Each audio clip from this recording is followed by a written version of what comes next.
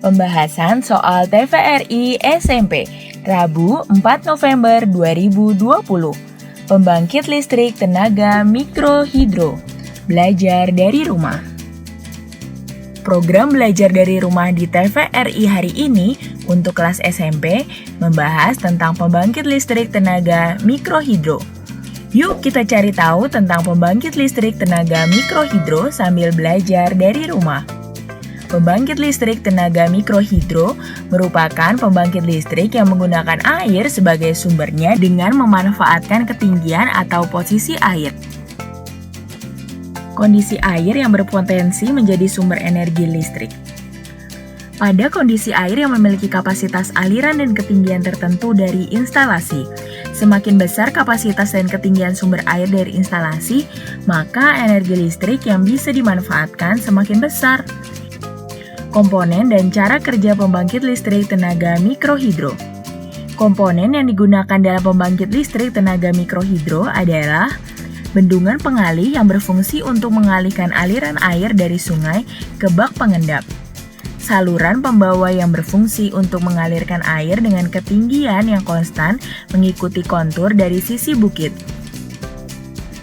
bak pengendap yang berfungsi untuk memindahkan partikel-partikel pasir dari air. Bak penenang berfungsi untuk tahap pemisahan akhir kotoran dalam air seperti pasir atau kayu. Pipa pesat yang dihubungkan pada sebuah elevasi yang lebih rendah dari turbin atau roda air. Generator, alat yang membangkitkan tenaga listrik atau membuat listrik menyala. Elektronik kontrol dan mekanik kontrol berfungsi untuk mengontrol listrik agar tetap stabil dan bisa digunakan. Cara kerja pembangkit listrik tenaga mikrohidro. Listrik dihasilkan dari debit air besar dan tinggi yang akan menghasilkan tenaga. Kemudian tenaga inilah yang akan memutar turbin, sehingga bisa menggerakkan generator yang akan menghasilkan listrik.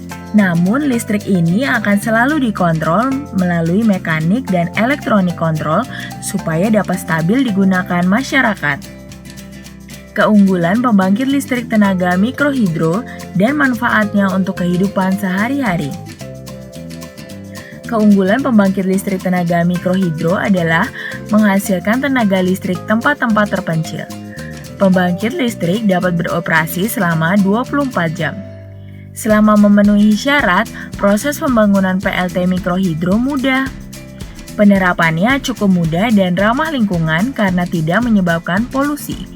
Biaya operasional dan pemeliharaan yang dikeluarkan juga relatif rendah.